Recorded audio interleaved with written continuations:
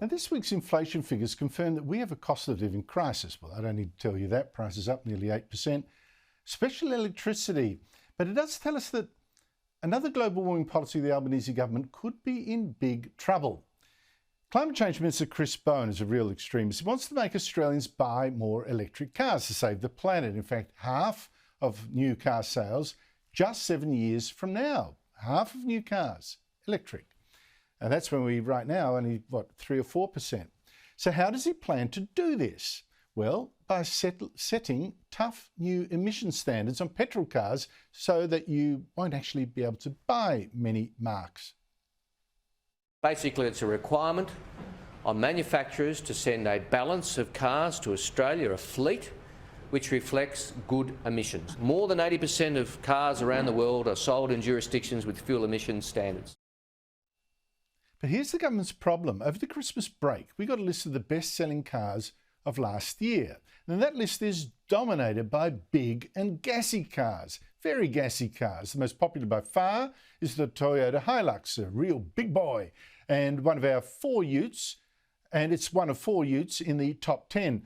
Next, also by a big margin, is a Ford Ranger. So looking at monsters like that, you wonder how on earth the Albanese government is going to make buyers of these kinds of cars suddenly go electric. Does it really dare ban the tradies' utes? Joining me is Paul Gover, who's a former car racer and one of our most experienced motoring journalists, inducted into Supercars Media Hall of Fame.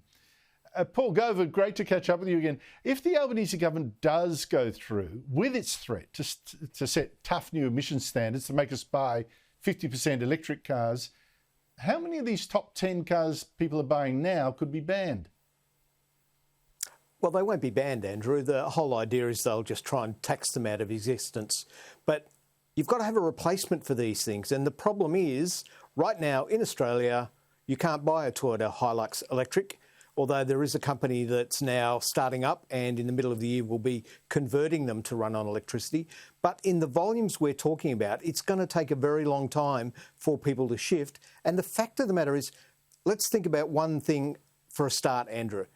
If you have an electric ute and you tow, the range goes down by 2/3. And this has been proven in America already. So people who are looking at one of these things as a tool of trade are just not going to be suited by electric utes, at least not as they exist today. And right now, there isn't a lot of development going on in electric utes, simply because Toyota has been very slow to move to electric, and the vehicles in the USA that they're electrifying are much, much bigger than the ones we get here in Australia. Okay, not exactly banned, they're just taxed so hard you can't really afford them. But can electric cars then give what buyers of these big utes today are wanting, and most particularly at a price they are paying today? Few tradies want to spend, north of $100,000 on a new ute. What would these electric cars that might come somewhere near it, albeit without the towing capacity, what would they cost? Okay, so there's one electric ute that I can tell you about now, is on sale in Australia as we speak. It's made by LDV, a Chinese company. $92,900. So $93,000. Holy. Yep. And that's the real problem. A Toyota Hilux basic model, 40-something. Most of them that are bought these days are probably in the high 40s to low 60s range, because the ones they're buying are fully loaded, because they're not just using them as a tool of trade. It's become the de facto. These cars, let's not forget, the Hilux and the Ford Ranger are now the de facto Ford and Toyota family cars in Australia. The people who buy these, they may buy them because they get a tax break through the company, but they're carrying the family around in them. They're really family passenger cars. Well, that's incredible. And that's even before, we're not even considering yet how long drivers of electric cars have to wait at some charging station over the holidays. You got 90-minute waits at some outlets. By the way, is that likely to be fixed anytime soon? No, not that I can see.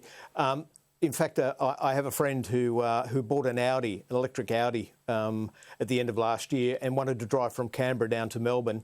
The trip ended up taking 3 days. It's not just that we don't have enough infrastructure; it's not well maintained, Andrew. And the thing about it is, always the discussion defaults to Tesla. Now, they have a great range of Tesla superchargers, which are very fast, well located, well maintained.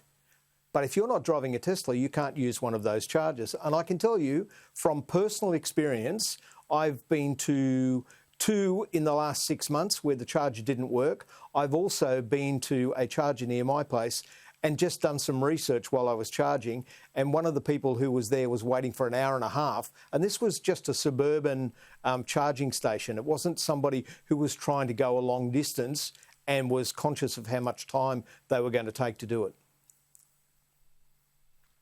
Paul Gover, I don't actually see how the Albanese government can come within a cooee, this is Australia Day, within a cooee of getting 50% electric vehicle sales by 2030.